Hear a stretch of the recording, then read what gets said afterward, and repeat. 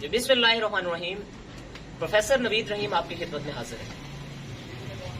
کچھ دن سے عوامی حلقوں میں ایک عجیب سی گہما گہمی اور کشمکش پائی جاتی ہے کہ پاکستان میں آخر چل کیا رہا ہے. پچھلے 2-2.5 ماہ سے پاکستان میں یہ جو سیاسی حالات بنا دیے گئے ہیں اس کے پیچھے وجہ کیا ہے, کیا وجوہات ہے. میرے اپنے حلقے کے لوگ, کیونکہ یہاں پر ہماری عوام بہت سیدھی سادھی ہے, ان کو اس چیز کی سمجھ نہیں ہے کہ اقتدار کے ایوانوں میں جو چیزیں چل رہی ہیں.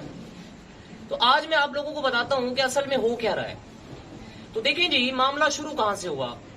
جو معاملہ آج کل اینڈ ہو رہا ہے یا عدالت تک پہنچ گیا ہے, حکومت ٹوٹنے کا یا یہ اسمبلیاں ختم کرنے کا جو معاملہ ہے.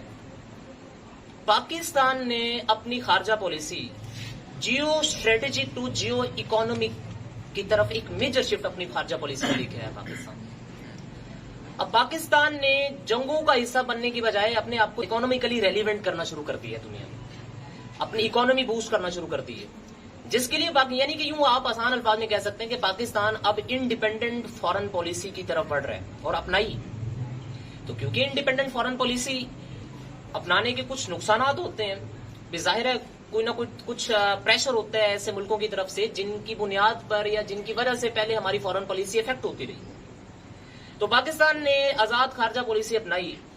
اس پالیسی کا نتیجہ یہ ہوا کہ امریکہ کی طرف سے یا امریکہ جیسے ملک کی طرف سے, کیونکہ اب سب لوگوں کو پتہ چل چکا ہے, تو ایک پہلے فون کال کی جاتی ہے ہمارے نیشنل سیکیورٹی ایڈوائزر کو, اور اس کے بعد ایک دھمکیوں سے بھرا خط دے دیا جاتا ہے پاکستان کو, جس میں یہ کہا جاتا ہے کہ پاکستان روس کا دورہ نہ کرے.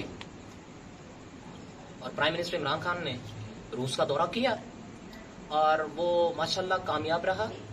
ہمیں روس سے بہت سے یہ معاشی فائدے حاصل کرنے ہیں. ہماری ایک جیو اسٹریٹجی کو جیو اکانومک پارٹنرشپ اس سے ڈیولپ ہوگی. تو جس کا نقصان یہ ہوا کہ پھر کچھ ہی دنوں میں قبائلی اسمبلی اور قومی اسمبلی کے جو ممبران ہیں اور بڑے اسٹیک ہولڈر سے امریکن نے رابطہ کرنا شروع کر دیا, اور پھر دیکھتے ہی دیکھتے ایک تحریک عدم اعتماد پاکستان کی قومی اسمبلی میں پیش کر دی گئی اپوزیشن کی طرف سے.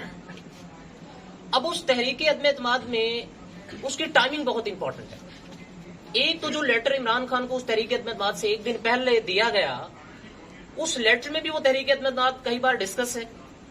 اس کے بعد پھر امریکی حکام کا ان لوگوں سے ملنا جو منحرف ارکان ہے, پھر جو اپوزیشن کے ارکان ہیں, ان لوگوں سے ملنا, یہ ایک واضح طور پر یہ اشارہ ہے کہ ظاہر ہے کہ یہ ریجیم چینج کس کے کہنے پر کیا جا رہا ہے اور کیوں کیا جا رہا ہے. اب ہوتا یوں ہے کہ وہ جو دھمکیوں بھرا خط تھا ہمارے پرائم منسٹر نے, ہمارے لیڈر نے اس خط کو عوام کے سامنے لیا. ظاہر ہے ایک ڈیموکریٹ تو یہی کرتا ہے, کیونکہ ایک ڈیموکریٹ عوام کا نمائندہ ہوتا ہے, عوام سے ووٹ لے کے آتا ہے, اس نے اپنی ساری باتیں عوام کے سامنے رکھنا ہوتی ہیں. تو عوام کے سامنے لے کے آئے, انہوں نے وہ خط مختلف اداروں کو دکھایا, اور پھر اسی خط کی بنیاد پر ایک نیشنل سیکیورٹی کمیٹی کی میٹنگ ہیلڈ ہوئی. آپ تمام لوگوں کو پتا بھی ہوگا کہ نیشنل سیکیورٹی کمیٹی کی جو میٹنگ ہے وہ عام مسئلے مسائل پر ڈسکس بلائی نہیں جاتی, وہ سیویئر ایشوز کے اوپر یہ میٹنگ ہوتی ہے. اور یہ ملک کے ٹاپ جو اداروں کے سربراہان ہیں, ملٹری چیفز ہیں, اور ہمارے جو سویلینز ہیں, ہمارے حکمران ہوتے ہیں اس میٹنگ کے اندر. اس میٹنگ کے اندر اس خط کو ڈسکس کیا گیا. اس میٹنگ نے یہ ڈیسائیڈ کیا کہ ہمارا دفتر خارجہ امریکن جو ایمبیسیڈر ہے ہمارے پاس, اس کو بلائے گا اور اس کے سامنے احتجاج کرے گا. اور ہوا. پھر جس بنیاد پر اگلے دن جب عدم اعتماد پیش ہوئی تو ہوا یوں کہ ڈپٹی اسپیکر نے یہ کیا جی اس عدم اعتماد کو, کیونکہ اس بنیاد پر عدم اعتماد ظاہر ہے ایک لنک بن رہا ہے کہ عدم اعتماد کیوں آئی ہے, امریکہ چاہ رہا ہے ریجیم شفٹ.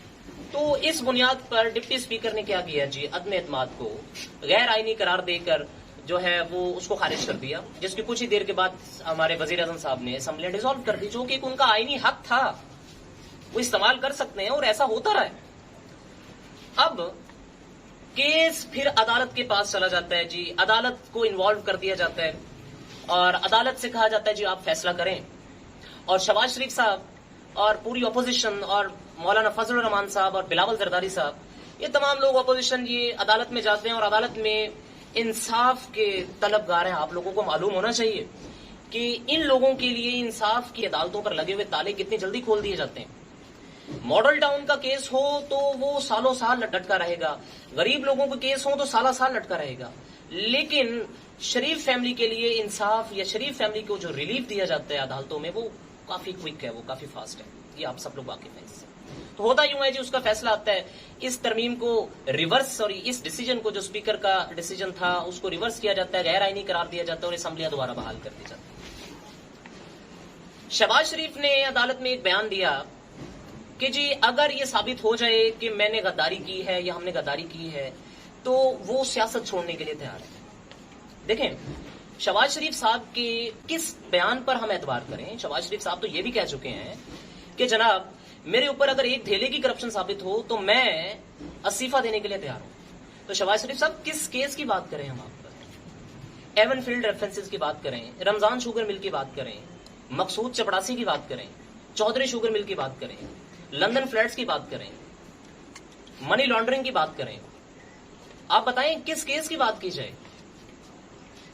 جبکہ آپ لوگوں کے پاس دیکھیں حیرانگی کی بات ہے کہ 3.5 سال کے عمران خان کے ٹینیور میں اپوزیشن کے پاس، پوری اپوزیشن کے پاس صرف ایک فرح خان آئی ہے جس پر آپ الزام لگا سکیں، جس کی بنیاد پر آپ کی سیاست کھڑی ہے، جس کی بنیاد پر آپ کہہ رہے ہیں فرح خان کو آپ اپنی ساری باتوں کا محور بناتے ہوئے آپ کہہ رہے ہیں جی فرح خان نے یہ کیا، فرح خان نے وہ کیا۔ ہم ڈیفینڈ نہیں کر رہے ہیں، ہم پاکستان کے تحریک انصاف کے ورکر ڈیفینڈ نہیں کرتے ہیں فرح خان کو، لیکن ہم یہ کہہ رہے ہیں کہ آپ میں اتنی جرت نہیں ہوئی کہ کیسے ہو سکتی تھی آپ ہمارے لیڈر کے اوپر کسی 1 روپے کی کرپشن کا الزام لگائیں یا ثابت کریں، پروف کریں، کوئی ایک کیس لے آئیں، ایسا آپ نہیں لے کے آ سکتے کیونکہ وہ کرپٹ نہیں ہے اور ڈرپوک نہیں ہے، ڈرنے والے نہیں ہیں۔ عمران خان صاحب کا یہ جو بیان کہ لوٹوں کو نہیں لیا جائے گا، یہ بالکل ایبسولوٹ رائٹ ہے، ہم ان کی سپورٹ میں ہیں، ہم آزاد لوگ ہیں، ہم کسی کے غلام نہیں ہیں۔ نظریاتی کارکن عمران خان کے موجود ہیں جو نظریاتی طور پر ان کے ساتھ ہیں اور ہم لوگ تیار ہیں الیکشن کے لیے۔ عمران خان صاحب ہم آپ کی کال کا ویٹ کر رہے ہیں، چاہے ہمیں سیاست اسمبلی میں آگے کرنی پڑے یا سیاست سڑک کے اوپر آگے کرنا پڑے، ہم ہر طرح کی سیاست کے لیے تیار ہیں اور آپ کے آرڈر کا انتظار کر رہے ہیں۔ والسلام جی، بہت شکریہ، جزاک اللہ، تھینک یو۔